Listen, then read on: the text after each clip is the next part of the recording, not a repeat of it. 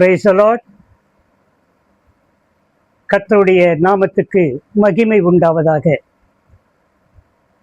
கிறிஸ்துவுக்குள் அன்பானவர்களே, இந்த நாளிலும் நாம் தியானிக்க போகிறதான ஒரு தலைப்பு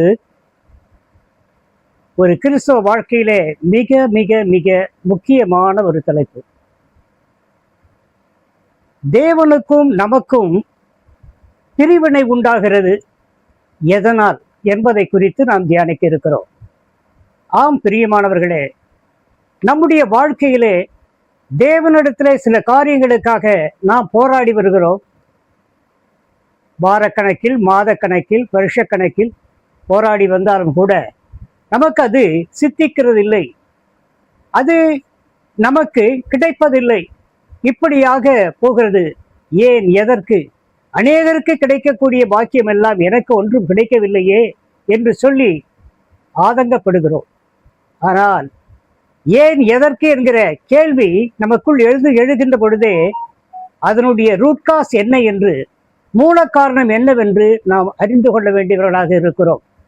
அருமையானவர்களே, அப்படியானால் நாம் செய்கிற ஜெபம், நம்முடைய விண்ணப்பங்கள், வேண்டுதல்கள் தேவனிடத்தை போய் சேருகிறதா என்பதை நாம் யோசிக்க வேண்டும். நம்முடைய விண்ணப்பங்கள், வேண்டுதல்கள் அவருடைய செவிகளிலே போய் சேரும்போதுதான் நமக்கு பதில் கிடைக்குமே தவிர மற்றபடி பதில் கிடைக்காது. அப்படியானால் நம்முடைய விண்ணப்பங்கள், வேண்டுதல்கள் ஏன் அவரிடத்தை போய் சேராதபடி ஒரு பிரிவினையை ஏன் உண்டாக்குகிறது? நமக்கும் தேவனுக்கும் இடையே ஏன் ஒரு தடை ஏற்படுகிறது என்று நாம் சிந்திப்போமேயானால், இங்கே ஏசாயா 59:2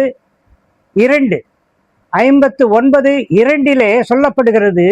எது நமக்கு பிரிவினை உண்டாக்குகிறது தேவனுக்கும் நமக்கும் இடையிலே என்று சொன்னால், உங்கள் அக்கிரமங்களே உங்களுக்கும் உங்கள் தேவனுக்கும் நடுவாக பிரிவினை உண்டாக்குகிறது. உங்கள் பாவங்களே அவர் உங்களுக்கு செவி கொடாதபடிக்கு அவருடைய முகத்தை உங்களுக்கு மறைக்கிறது. அருமையானவர்களே, பாருங்க, நாம் என்ன சொல்றோம்?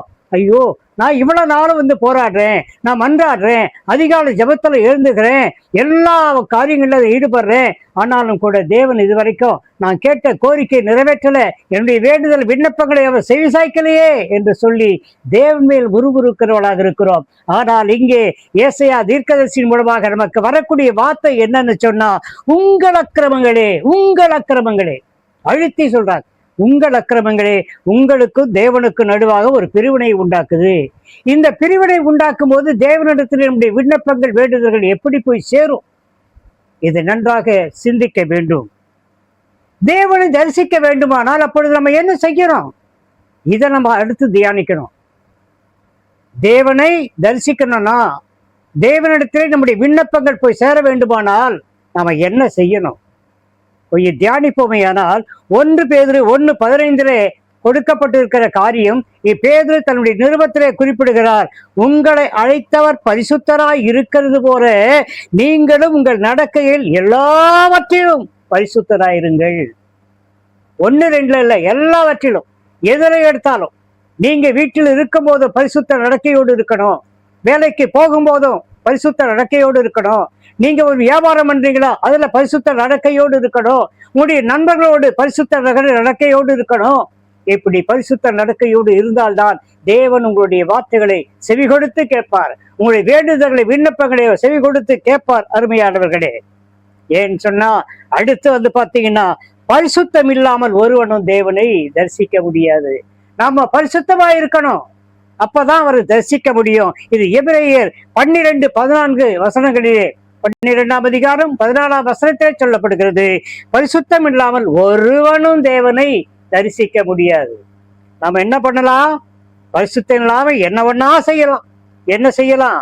வேதம் வாசிக்கலாம், ஜெபிக்கலாம், துதிக்கலாம், பாடலாம், ஆராதிக்கலாம், சாட்சி சொல்லலாம், பிரசங்கிக்கலாம், ஊழியம் செய்யலாம், ஆலயம் கட்டலாம், புத்தகங்கள் எழுதலாம், காணிக்க கொடுக்கலாம், தாராளமா மிஷினரிகளை தாங்கலாம். ஆனால் பரிசுத்தம் இல்லாமல் தேவனை தரிசிக்கவே முடியாது.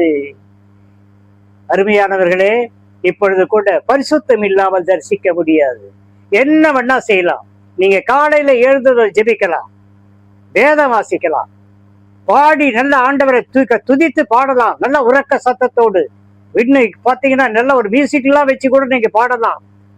பெரிய பெரிய இடங்களெல்லாம் போய் நல்ல ஆராதனைலாம் செஞ்சு அநேகருடைய கைத்தட்டெல்லாம் வாங்கலாம். No use at all. நீங்க பரிசுத்தம் இல்லாமல் இதெல்லாம் எதை செஞ்சாலும் சரி, தேவனுக்கு அது ஏற்பயில்லை. தேவன் நம்முடைய கோரிக்கைகளுக்கு, நம்முடைய விண்ணப்பங்களுக்கு, வேண்டுதலுக்கு செவி கொடுக்க மாட்டார். அவர் தமது முகத்தை நம்ம மீது பிரகாசிக்க செய்ய மாட்டார். அவர் நம்ம மீது நமக்கு அந்த தரிசனத்தை கொடுக்க மாட்டார். அருமையானவர்களே, இது ஏதோ ஒரு பயமுறுத்துவதற்காக, ஒரு அச்சுறுத்தலுக்காக சொல்லுவதாக நீங்க நினைக்க வேண்டாம். இன்றைக்கு நீங்கள் ஒரு முடிவெடுங்க. தேவனை நான் தரிசிக்கணும், தேவன் என்னுடைய வார்த்தைகளை கேட்கணும், என்னுடைய விண்ணப்பங்கள் வேண்டுதல்களுக்கெல்லாம் செவி சாய்த்து எல்லாவற்றையும் நிறைவேற்றி கொடுக்கணும் அப்படின்னு நீங்க வச்சீங்கன்னா, நீங்க என்ன பண்ணணும், இன்றைய இருந்து நான் இந்த வித்தின் நோ மினிட் நான் என்னன்னு பார்த்தீங்கன்னா, from this day I will be holy because he is holy. அவர் பரிசுத்தரா இருக்கிறத விட நானும் பரிசுத்தா இருக்கணும்.